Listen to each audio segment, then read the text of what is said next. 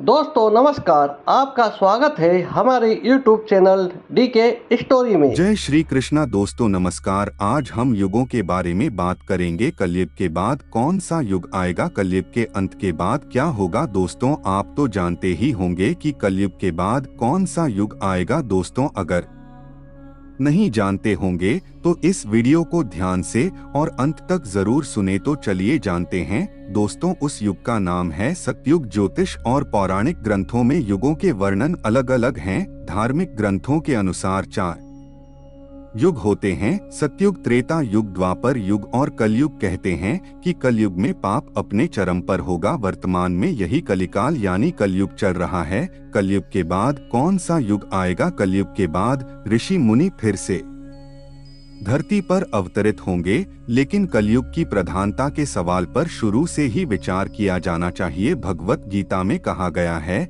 कि परिवर्तन सृष्टि का एक अंतर्निहित नियम है और वर्तमान युग सभी युगों की 22वें चक्र का प्रतिनिधित्व करता है। जिस प्रकार शरीर त्यागने के बाद आत्मा नया रूप धारण करती है, जिस प्रकार दिन के बाद रात होती है, उसी प्रकार युग भी एक निश्चित अवधि के बाद बदल जाते हैं। विष्णु पुराण के अनुसार जब कलयुग आएगा तब इस संसार में पाप की सीमा बढ़ जाएगी और लोग महसूस करेंगे कि अंधकार का युग शुरू हो गया है। कलयुग की शुरुआत महिलाओं के बाल काटने से होगी और युवा दिखने के लिए हर कोई अपने बालों को डाई करेगा। जब पुत्र अपने पिता से लड़ने लगेंगे और लड़ाई झगड़े शुरू हो जाएंगे तो कलयुग अपने चरम पर पहुंच जाएगा और फिर ब्रह्मा और विष्णु एक हो जाएंगे। कलयुग का अंत तब होगा जब भगवान श्री हरि विष्णु जी कल की अवतार धारण कर दुष्टों एवं पापियों का नाश करेंगे, जिसके बाद सतयुग एक नया युग शुरू होगा। कलयुग का अंत आते आते कैसी हरकतें करेंगे लोग। कलयुग की कुल अवधि 432,000 वर्ष की होगी, जिसमें से 5,143 वर्ष ही बीते हैं। इस समय लोग नास्तिक हो जाएंगे और उनका एकमात्र उद्देश्य धन कमाना होगा। नदियां सूख जाएंगी, गाय दूध देना बंद कर देगी और पिता पुत्री और भाइयों के संबंध समाप्त हो जाएंगे। कलयुग का अंत महान युद्धों, बाढ़ हो अकालोली के अंत के बाद सतयुग शुरू होगा, जहां भौतिक सुखों के बजाय मानसिक सुखों पर ध्यान दिया जाएगा और घृणा के बजाय प्रेम पर जोर दिया जाएगा। सतयुग की कुल अवधि 17728,000 वर्ष की होगी और मनुष्य की आयु 4,000 से 10,000 वर्ष तक होगी। भागवत गीता हमें सिखाती है कि यह परिवर्तन अपरिहार्य है और यह सभी युगों के परिवर्तन का 20वां चक्र है। इसका अर्थ है कि यह युग पहले भी 22 बार आ चुका है। जैसे हमारी आत्मा मृत्यु के बाद शरीर को त्याग कर दूसरा रूप धारण कर लेती है, वैसे ही एक निश्चित अवधि के बाद युग बदल जाता है। विष्णु पुराण में कलयुग से जुड़ी एक कथा प्रचलित है, जिसमें कहा गया है कि जब इस संसार में पाप की सीमा बढ़ जाएगी तो कलयुग का अंत समीप होगा। तब लोग पहचानेंगे कि अंधकार का युग शुरू हो चुका है। कलयुग की शुरुआत स्त्रियों के बालों से होगी। जहां स्त्रियां अपने बालों को अपना आभूषण मानती है, वही कलयुग में वे उन्हें काटने लगेंगी। पुरुष और स्त्री युवा दिखने के लिए अपने बालों को रंगें और हर कोई अपनी उम्र छिपाना चाहेगा। जब कोई पुत्र अपने पिता पर हाथ उठाता है तो इसका अर्थ है कि कलयुग शुरू हो गया है। जब हर घर में लड़ाई शुरू हो जाएगी तो कलयुग अपने चरम सीमा पर पहुंच जाएगा। जब अंधकार का युग हम पर हावी होने लगेगा तब भगवान श्री हरि विष्णु कल की अवतार लेंगे और इस अंधकार रूपी कलयुग का अंत करेंगे। कलयुग की शुरुआत 30,122 ईसा पूर्व हुई थी, जब मेष राशि में मंगल, शुक्र, बुध, बृहस्पति, शनि शून्य अंश को पार कर चुके थे। ब्रह्मा पुराण के अनुसार कलयुग का अंत जब आ जाएगा तब मनुष्य की आयु 12 वर्ष तक चलेगी। नदियां सूखने लगेंगी, मनुष्य सिर्फ धन के पीछे भागने लगेगा। लड़कियां असुरक्षित होंगी, पिता पुत्री और भाई का कोई संबंध नहीं होगा। भाई अपने ही भाई के खून के प्यासे होंगे। जिनके पास धन होगा वही इस युग के अंत तक शासन करेंगे। शिव पुराण में कलयुग का उल्लेख है। कलयुग के अंत में भगवान विष्णु कल की रूप धारण करेंगे और दुष्टों एवं पापियों का विनाश करेंगे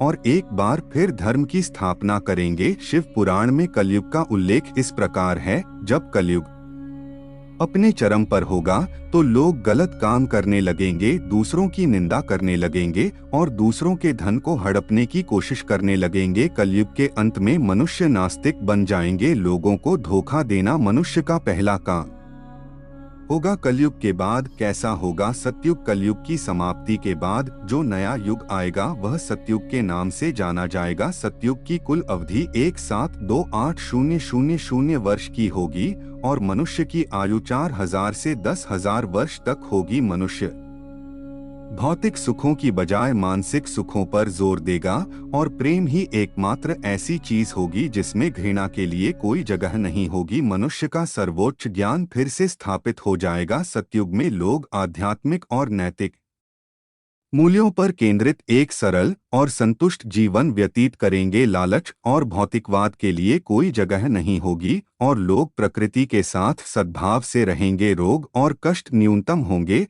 और जीवन प्रत्याशा कलयुगी तुलना में बहुत अधिक होगी। हिंदू पौराणिक कथाओं के अनुसार सतयुग के बाद ता युग, द्वापर युग और फिर से कलयुग होगा। यह चक्र दुनिया के अंत तक जारी रहेगा और फिर से इस सृष्टि का एक नया चक्र शुरू होगा। सतयुग में मनुष्य उच्च नैतिक मूल्यों के साथ सरल जीवन व्यतीत करेगा और आध्यात्मिकता से गहराई से जुड़ा रहेगा। लोगों में ईश्वर को देखने की शक्ति होगी और ध्यान और आध्यात्मिक अभ्यास के माध्यम से ईश्वर के साथ संवाद करने में सक्षम होंगे। कोई हिंसा या संघर्ष नहीं होगा और हर को सद्भाव और शांति से रहेगा। सतयुग के बाद कैसा होगा? त्रेता युग। सतयुग के बाद त्रेता युग जो होगा वह 1296 हज वर्षों तक चलेगा। इस युग में लोग भौतिकवादी गतिविधियों पर अधिक ध्यान देंगे और महत्वाकांक्षा और शक्ति की ओर उनका रुझान होगा। हालांकि उनका अभी भी आध्यात्मिकता के साथ एक मजबूत संबंध होगा और वे धार्मिकता के मार्ग पर चलेंगे। अगला युग द्वापर युग जो 64,000 वर्षों तक रहेगा। इस युग में लोगों में धन और भौतिक संपत्ति की अधिक इच्छा होगी और प्रौद्योगिकी और वैज्ञानिक प्रगति पर अधिक ध्यान दिया जाएगा। आध्यात्मिकता अभी भी मौजूद रहेगी लेकिन यह प्राथमिक ध्यान नहीं होगा। अंत में द्वापर युग के बाद फिर से कलयुग होगा और चक्र फिर से शुरू होगा। एक युग का अंत और अगले युग की शुरुआत सृष्टि का एक प्राकृतिक चक्र है और यह हमें सिखाता है कि परिवर्तन अपरिहार्य है। आपको यह वीडियो अच्छी लगी हो तो चैनल को सब्सक्राइब जरूर करें और कमेंट में जय श्री राधे लिखना ना भूलें। जय श्री कृष्णा, जय श्री राधे।